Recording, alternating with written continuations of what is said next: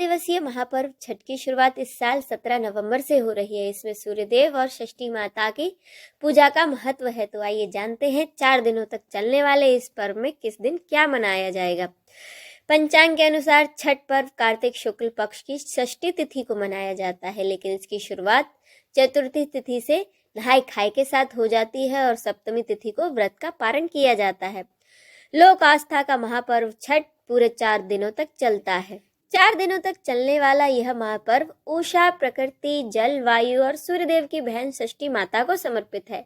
इसमें विशेष रूप से सूर्यदेव को अर्घ देने की परंपरा है और यह परंपरा सदियों से चली आ रही है। आज भी लोग भक्ति भाव और पूरी श्रद्धा के साथ इसे मनाते हैं, इसीलिए इसे लोक आस्था का महापर्व कहा जाता है। अब जानिए छठ पर्व की तिथि। छठ पर्व पूरे 4 दिनों तक चलता है और इसमें व्रती पूरे 36 घंटों तक का निर्जला व्रत रखते हैं, इसीलिए छठ व्रत को कठिन व्रतों में से एक माना गया है।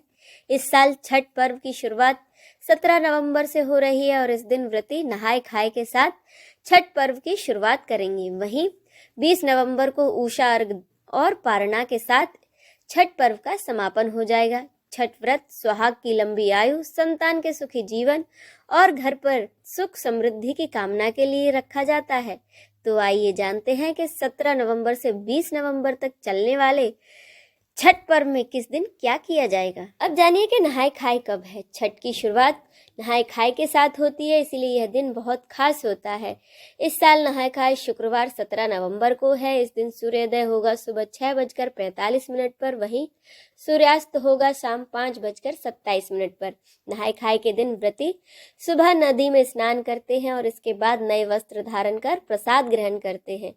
छठ पूजा के नहाय खाए में प्रसाद के रूप में कद्दू, चना दाल की सब्जी, चावल आदि बनाए जाते हैं। सभी प्रसाद सेंधा नमक और घी से तैयार होता है। व्रती के प्रसाद ग्रहण करने के बाद ही घर के अन्य सदस्य भी इस सात्विक प्रसाद को ग्रहण करते हैं। अब जानिए कि खरना कब है। छठ पर्व के दूसरे दिन खरना होता है, जो कि इस साल शनिवार 18 नवंबर को है। इस दिन सूर्योदय होगा सुबह 6:46 पर और सूर्यास्त होगा शाम 5:26 पर।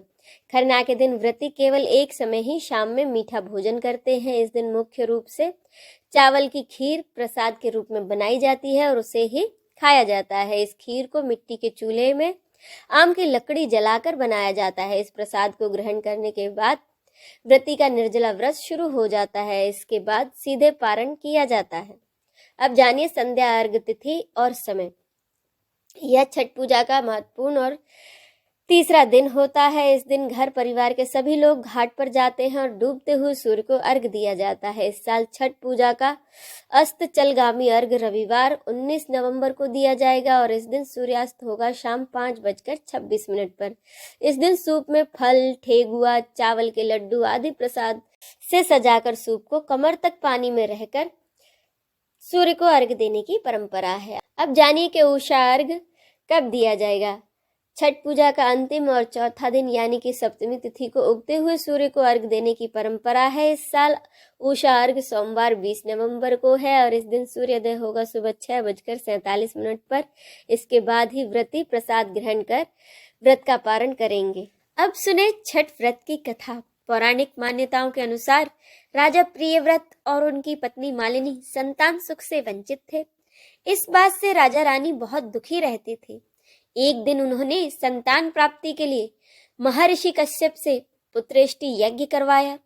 महर्षि ने यज्ञ संपन्न करने के बाद रानी मालिनी को प्रसाद के रूप में खीर दी। खीर का सेवन करने के बाद मालिनी गर्भवती हो गई और ठीक 9 महीने के बाद उन्हें एक पुत्र की प्राप्ति हुई, लेकिन दुर्भाग्य से उनका पुत्र मृत पैदा हुआ। ये देखकर राजा रानी बहुत दुखी हो गए और निराशा की वजह से राजा ने तो आत्महत्या करने का मन बना लिया। परंतु जैसे ही राजा आत्महत्या करने लगे तो उनके सामने ब्रह्मा जी की मानस पुत्री देवसेना प्रकट हुई। तब राजा ने पूछा, आप कौन हैं देवी? तो उन्होंने कहा, मैं षष्ठी देवी हूँ और मैं लोगों को पुत्र सुख प्रदान करती हूँ। जो व्यक्ति सच्चे मन और पूरी श्रद्धा के साथ मेरी पूजा करता है उसकी मैं सभी मनोकामनाएं पूर्ण करती हूँ। यदि राजा तुम मेरी विधि विधान से पूजा करोगे तो मैं तुम्हें पुत्र रत्न प्राप्ति का वरदान दूंगी। ये देवी के कहे अनुसार राजा प्रियव्रत ने कार्तिक शुक्ल की षष्ठी तिथि को देवी षष्ठी की पूजा की। इस पूजा के फल स्वरूप रानी मालिनी एक बार फिर से गर्भवती हुई और ठीक 9 महीने बाद उन्हें एक सुंदर पुत्र की प्राप्ति हुई। कहते हैं तभी से छठ पर्व मनाए जाने की परंपरा शुरू हुई है। इस पर्व से जुड़ी एक और कथा है, जिसके अनुसार महाभारत काल में जब पांडव जुए में अपना सारा राजपाट हार गए, तब द्रौपदी ने भी छठ व्रत रखा था। द्रौपदी के व्रत से प्रसन्न होकर षष्ठी देवी ने पांडवों को उनका राजपाट वापस दिला दिया था। वहीं एक और अन्य पौराणिक कथा के मुताबिक महाभारत काल में ही सूर्यपुत्र कर्ण ने सबसे पहले सूर्य देव की पूजा की थी और कहा जाता है कि वे घंटों पानी में खड़े होकर सूर्य देव को अर्घ देते थे। सूर्य देव की कृपा से कर्ण एक महान योद्धा बने और आज भी छठ में अर्घ दान की यही परंपरा चली आ रही है। बोलो छठी मैया की जय।